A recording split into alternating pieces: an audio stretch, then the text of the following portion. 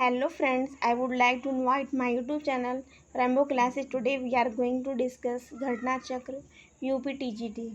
Okay student, आज हम घटना चक्र की बुक है उसको डिस्कस करेंगे। इस बुक के अंदर जितने भी क्वेश्चंस हैं प्रीवियस ईयर के वो लगाए हुए हैं, साथ के साथ इंपॉर्टेंट जो क्वेश्चंस हैं उनकी एक सीरीज़ दी हुई है। तो बच्चों हम क्या करेंगे स्टूडेंट, आज हम इस सीरीज़ को क्या करेंगे स्टूडेंट, डिस्कस करेंगे। तो देखिए क्वेश्चन नंबर फर्स्ट को हम देखेंगे। वैदिक काल हमारा स्टार्ट हो गया है। इससे पहले हमने कौन सा काल बच्चे पढ़ा था, इससे पहले हमने पढ़ा था सिंधु काल, जिसके दो नाम थे, मैंने आपको बताया था।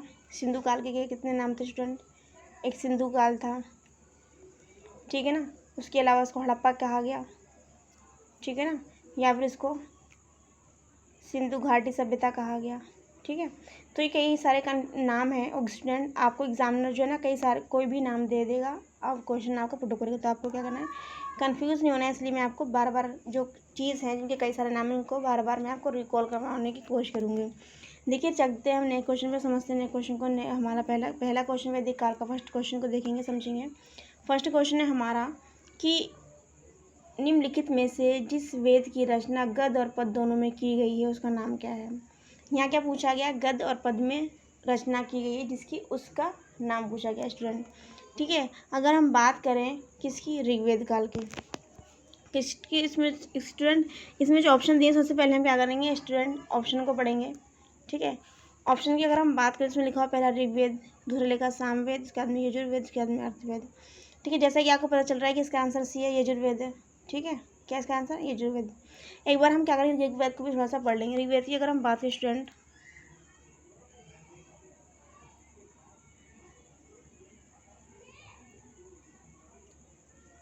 ऋग्वैदिक काल,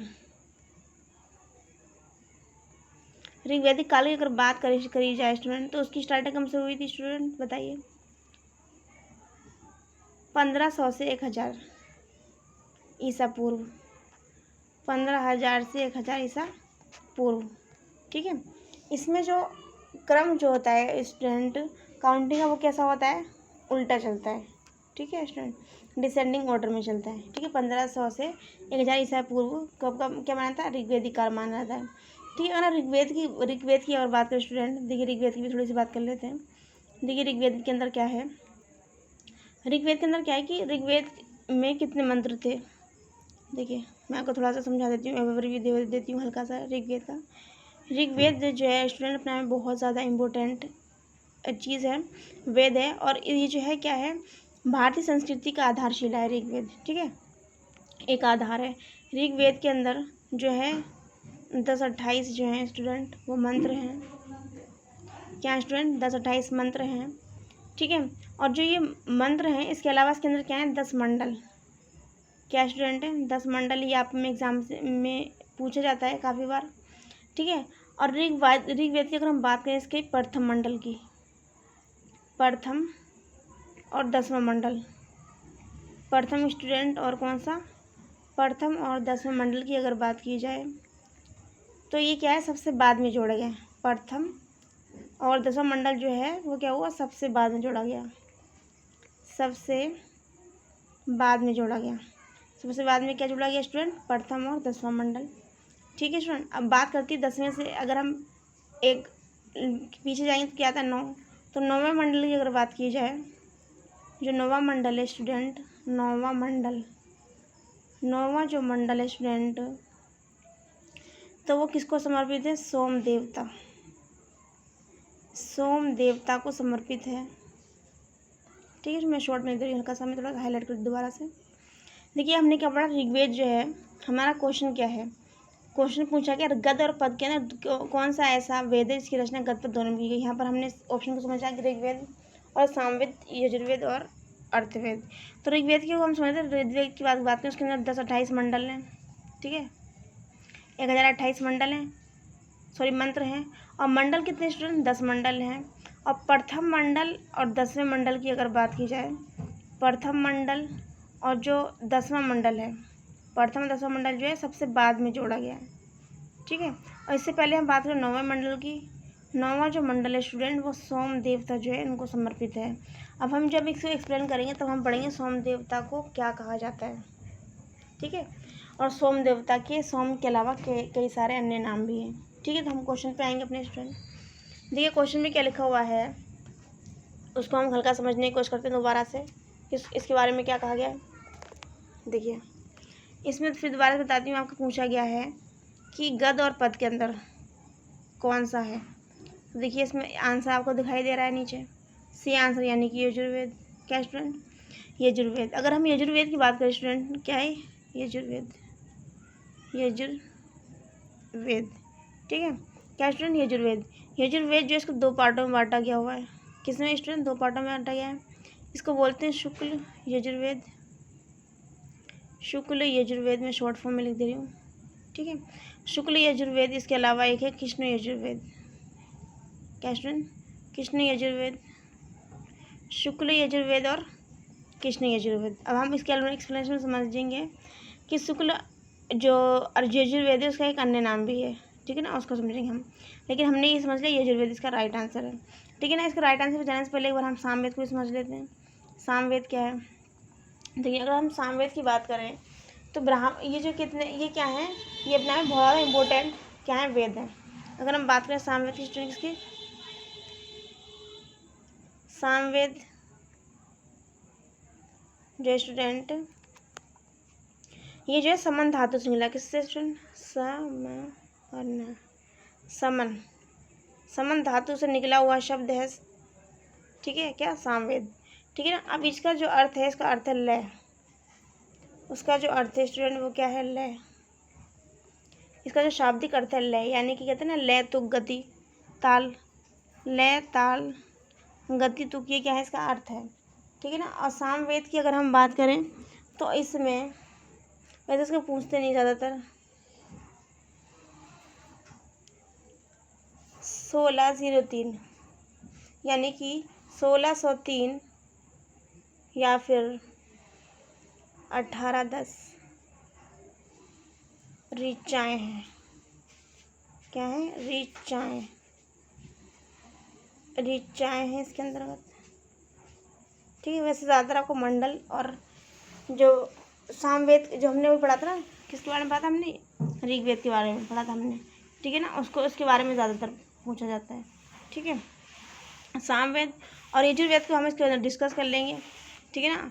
और अगर हम बात करें अर्थवेद की, तो देखिए अर्थवेद के अंदर थोड़ा समझ लेते हैं। अर्थवेद के अंदर क्या है, अर्थवेद की अगर बात की जाए स्टूडेंट, तो इसके अंतर्गत जितने भी रोग हैं उनका जो है उपचार लिखा हुआ है इसके अंदर, ठीक है ना। जितनी भी बीमारियां हैं, किससे, कैसी बीमारियां, रूहानी बीमारी जिसे बोलते हैं, ठीक है ना, उनको दूर करने के लिए इसमें क्या है, मंत्र, शैतानी बोल सकते हैं या फिर रूहानी बोल सकते हैं, उनके मंत्रों द्वारा दूर किया जाता है, ठीक है। इसके अंदर क्या चीज़ है, जादू टोना, जादू टोने का भी जिक्र है इसके अंदर, और इनके द्वारा क्या किया जाता है, बीमारियों का इलाज किया जाता है, ठीक है। अब हम समझते हैं अपने क्वेश्चन को, एक्सप्लेनेशन को समझते हैं। देखिए एक्सप्लेनेशन में क्या लिखा हुआ है, एक्सप्लेनेशन में लिखा हुआ है कि हमने इसका आंसर समझ लिया कि दो जो गद्य और पद में दोनों हैं वो क्या चीज़ है, गद्य और पद में दोनों हैं वो कौन सी रचना है, तो यजुर्वेद है, ठीक है। हमने समझा था यजुर्वेद को दो भागों में बांटा गया, एक शुक्ल और एक बोला हमने यजुर्वेद को,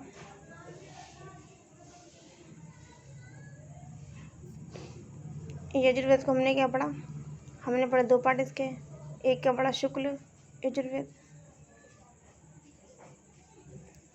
शुक्ल यजुर्वेद, और दूसरा हमने कौन सा पढ़ा था, दूसरा हमने पढ़ा था कृष्ण यजुर्वेद, कृष्ण यजुर्वेद, ठीक है।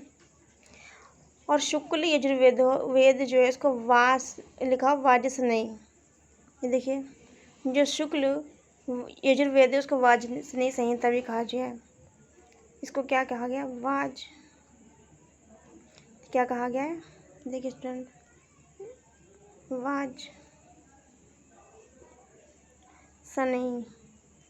वाजसनेयी संहिता, वाजसनेयी संहिता स्टूडेंट किसको कहा गया है, ये कई बार एग्जाम में पूछता है वाजसनेयी संहिता, तो आप कंफ्यूज नहीं, शुक्ल जो यजुर्वेद है उसका दूसरा नाम क्या है, वाजसनेयी संहिता भी है, ठीक है ना, आपको इसमें कंफ्यूज नहीं होना है।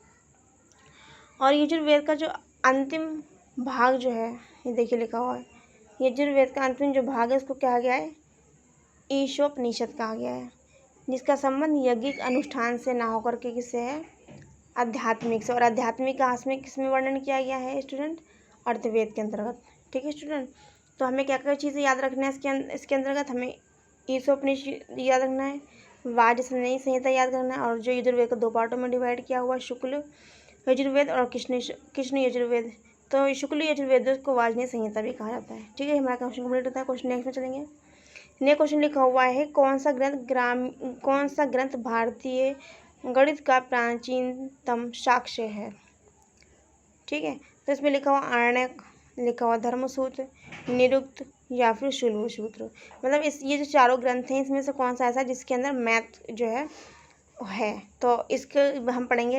इसका राइट आंसर स्टूडेंट आपको नज़र आ रहा है, इसमें लिखा हुआ डी, शुल्ब सूत्र।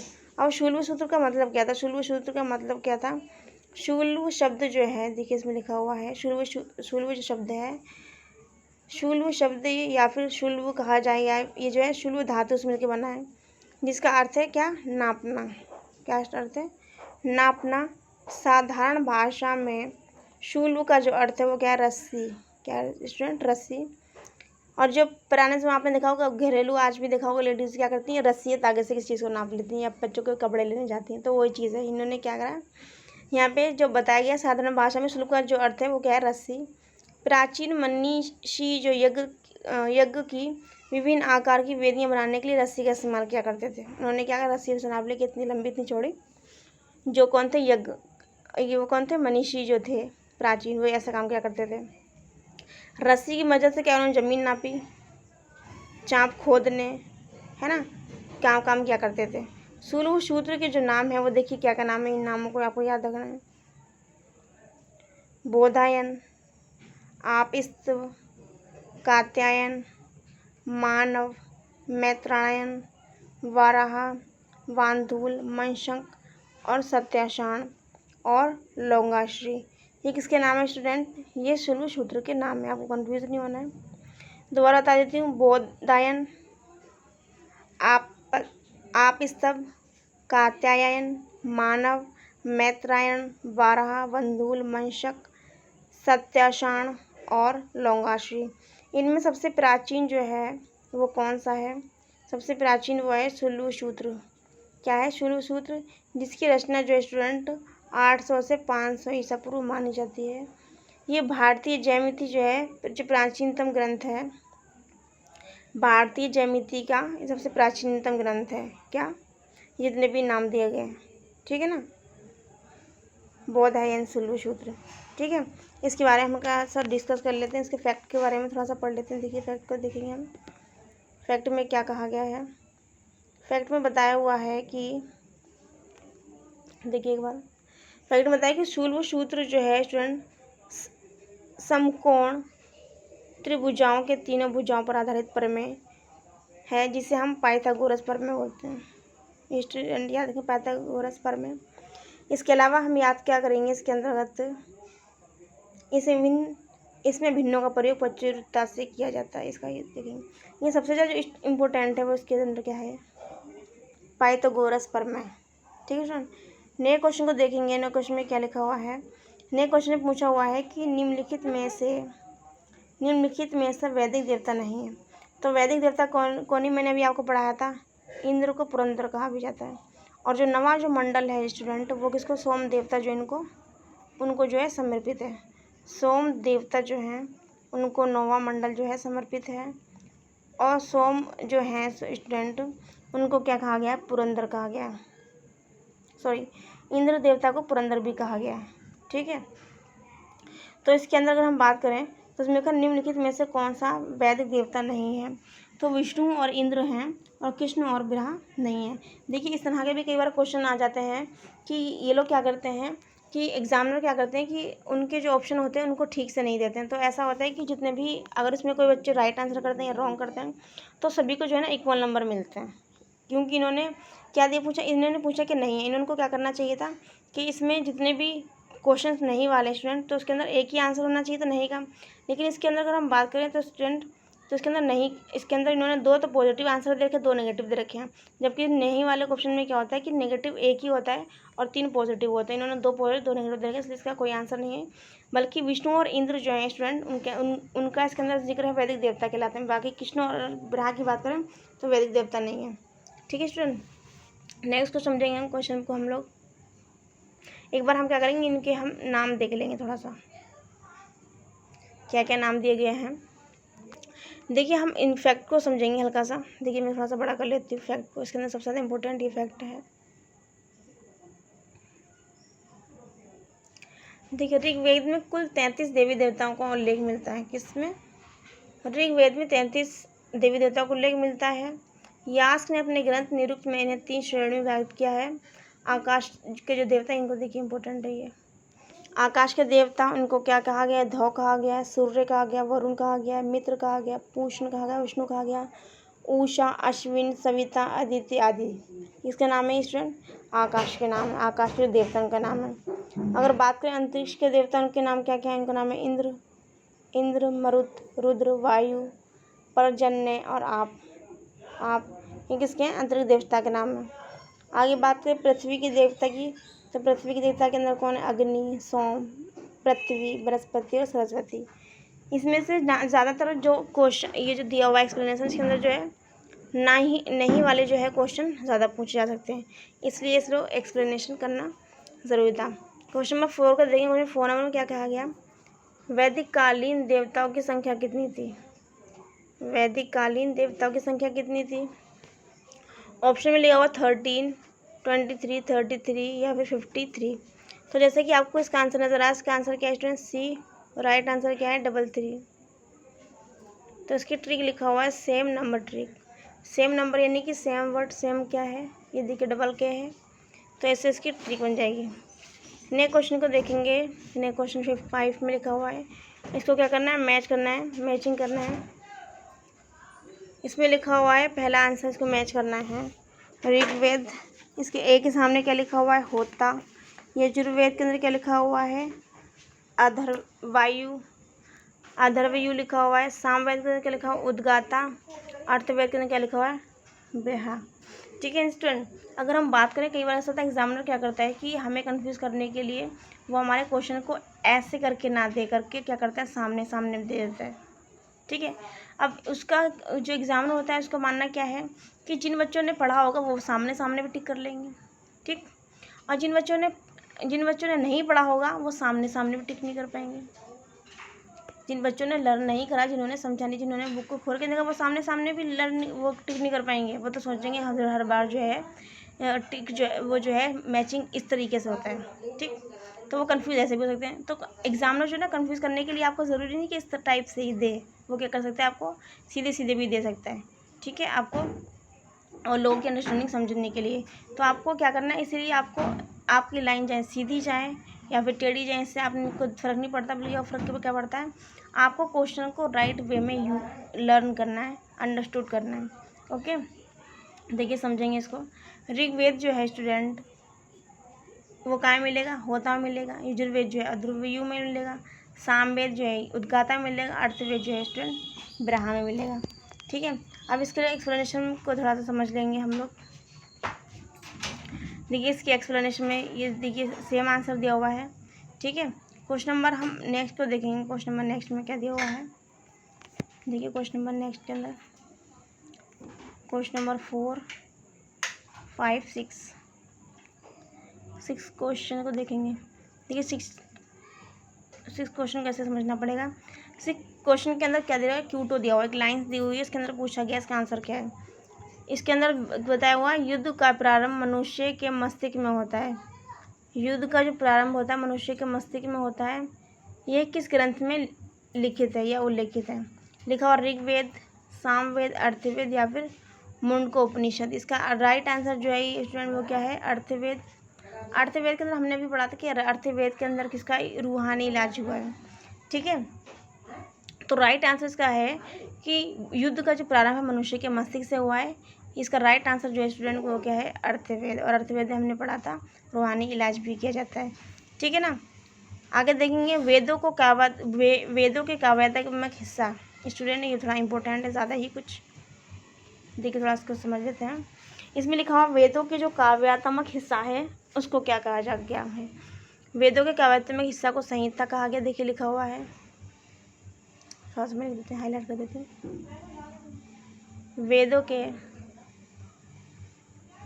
वेदों के काव्यात्मक हिस्से को, वेदों के काव्यात्मक हिस्से को क्या कहा गया है, संहिता। क्या कहा गया स्टूडेंट, संहिता कहा गया है, ठीक है। और संहिता का जो अर्थ है, अब संहिता का जो मीन है वो क्या है, संहिता का जो अर्थ है वो मीन है वो क्या है, वो क्या है कि जो गेय पद है, गेय पद मतलब जिनको गाया जा सके, गेय पद मतलब जिनको गाया जा सके। जैसे कि क्या हो गया, गाया क्या क्या चीज़ गाई जाती है, जैसे कि प्रार्थना गाई जाती है, जैसे कि मंत्र गाए जाते हैं, ठीक है ना, मंत्र गाए जाते हैं, तंत्र गाए जाते हैं, ठीक है ना, यज्ञ गाए जाते हैं, ठीक है ना। यज्ञ को भी तो लय से पढ़ा जाता है, ठीक है ना। और किसको पढ़ा जाता है, वेद की बात की जाती है, वेद को भी लय के साथ पढ़ा जाता है। अगर बात करें सूक्त की तो सूक्त को भी लय के साथ पढ़ा जाता है, ठीक है ना। तो जितने भी ये सब चीज़ें हैं तो ये किसके अंतर्गत आती हैं, ये संहिता के अंतर्गत आती हैं, ठीक है ना। वेदों के काव्यात्मक हिस्सों को क्या कहा जाता है, साहित्य कहा जाता है। और ये कैसे पद होते हैं, गेय पद होते हैं। गेय पद मतलब जिनको गाया जा सके, जैसे कि प्रार्थना, मंत्र, तंत्र, यज्ञ, वेद और सूक्त, ठीक है स्टूडेंट। अगर हम बात करें थोड़ा से और उसको डीपली समझने तो उसके एक्सप्लेनेशन में जाते हैं, समझते हैं। देखिए क्या कहा गया इसके अंतर्गत कि इसके जो संकलन करता है, किसका संकलन करता, वेदों के जो संकलन करता है उनका नाम है महर्षि द्रौपदायन वेद व्यास है। वेदों को श्रुति भी कहा जाता है। वेदों क्या कहा जाता है स्टूडेंट, वेदों को श्रुति कहा जाता है। श्रुति मीन्स क्या होता है, आपने लिखा है ना श्रुत लेख, जब आपने बीएड किया होगा तो आपने बहुत सारे टाइप के आपके लिए लेखन पढ़े होंगे या बहुत सारे लेख पढ़े होंगे। तो हमने क्या पढ़ा था, श्रुत लेख का जो मीन था स्टूडेंट वो क्या था, श्रुत लेख का मीन था स्टूडेंट सुनकर लिखना, सुनकर लिखना से मीन्स था। तो यहाँ पर श्रुति का जो मीन है स्टूडेंट वो आप लगाइए ट्रिक हल्का सा। श्रुत का मीन्स क्या होगा, श्रुत मीन्स होता है स्टूडेंट सुनना, श्रुत मीन्स क्या होता है स्टूडेंट, सुनना।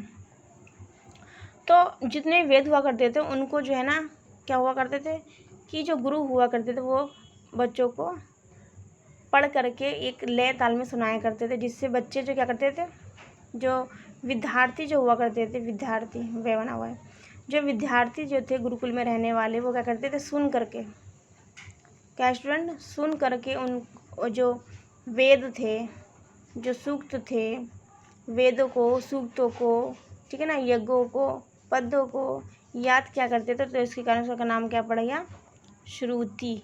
क्या नाम पड़ गया स्टूडेंट, श्रुति। तो वेदों के काव्यात्मक हिस्से को हमने क्या पढ़ा, संहिता पढ़ा, ठीक है। और संहिता का एक दूसरा नाम भी है, क्या नाम है स्टूडेंट, श्रुति, ठीक है। वेदों का एक अन्य नाम जो है स्टूडेंट वो क्या है, श्रुति भी है। चलिए थोड़ा सा इसके हम और भी समझ लेंगे डीपली, थोड़ा सा एक्सप्लेनेशन में देखेंगे। देखो वेदों की संख्या स्टूडेंट 4 बताइए, कितनी बताइए, 4 बताइए है। एक ऋग्वेद है, एक यजुर्वेद है, सामवेद है और अर्थवेद है, ठीक है ना। इसको हम डिस्कस कर चुके हैं पहले ही, दोबारा से एक बार और डिस्कस कर लेते हैं। मैंने बताया 10 और 28 के अंदर क्या है, मंत्र हैं, और 10 मंडल मैंने बताया था आपको। यज्ञ संबंधी सूक्त किसके अंतर्गत है, यजुर्वेद के अंतर्गत है। सामवेद के अंदर क्या है, गीतों का संग्रह है, जिससे क्या लय गति तुक के साथ पढ़ा जाता है। अर्थवेद के तंत्र मंत्र की विद्या का वर्णन किया गया है। ऋग्वेद की अगर बात की जाए, ऋग्वेद जो है यजुर्वेद तथा सामवेद को वेदात्री कहा गया है। ऋग्वेद, यजुर्वेद और सामवेद, देखिए एक बार बता देती हूँ मैं। देखिए क्या उसमें बता रहे हैं कि जो ऋग्वेद है स्टूडेंट, ऋग्वेद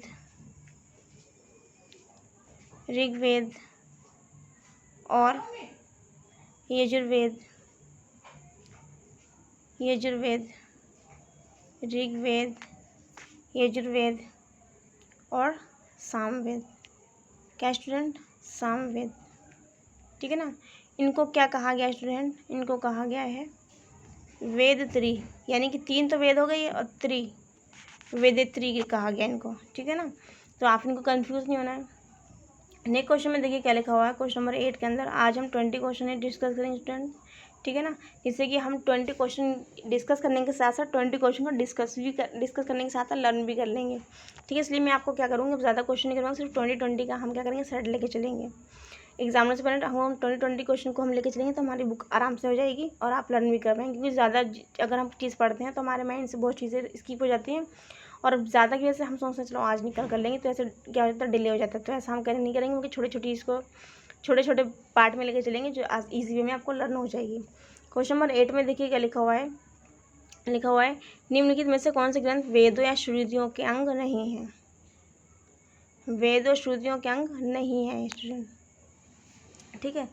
तो इसमें राइट आंसर आपको नजर ही आ रहा है, ऑप्शन में लिखा हुआ है संहिता, ब्राह्मण, ठीक है ना, और लिखा हुआ उपनिषद, और क्या लिखा, पुराण, ठीक है। इसका राइट आंसर जो स्टूडेंट पुराण है, जो किसके, वेदों, हम देखिए मैंने पढ़ाया था ना आपको, वेद जो है उनको क्या कहते हैं, श्रुति भी कहा जाता है, क्योंकि सुनने की वजह से मैंने आपको इतनी लंबी एक्सप्लेनेशन स्टोरी के थ्रू मैंने आपको समझाने की कोशिश करी कि श्रुति क्यों वो कहा जाता है, ठीक है। और इनको वेद क्यों कहा जाता है, क्योंकि वो लय गति तुक के साथ पढ़े जाते हैं, इसलिए उनको वेद कहा जाता है। इसका शाब्दिक अर्थ भी यही होता है, ठीक है। और इनके अन्य नाम क्या क्या है, इसके संकलन करता कौन है, महर्षि कृष्ण द्वैपायन वेद व्यास, ठीक है।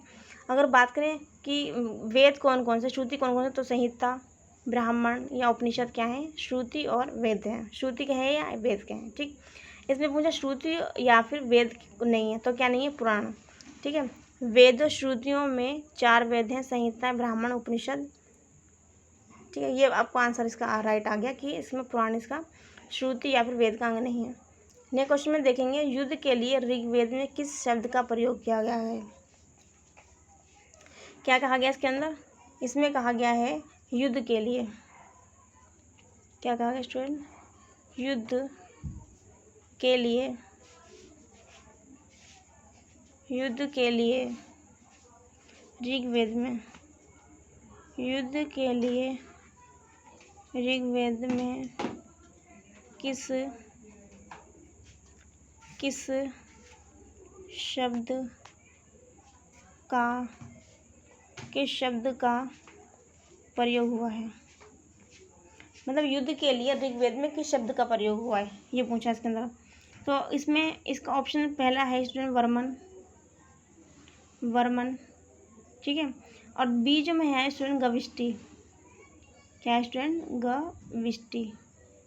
मैं आपको इजी में लिखना स्लो से लिखना चाह रही हूँ, ताकि आपको नई राइटिंग समझ में आ पाए, क्योंकि जल्दी लिखने पे राइटिंग रॉन्ग हो जाती है, ठीक है। उसके बाद में सी पे है बलि, सी में क्या स्टूडेंट, बलि है। और डी की अगर हम बात करें, डी में क्या है, वज, डी में क्या स्टूडेंट, वज।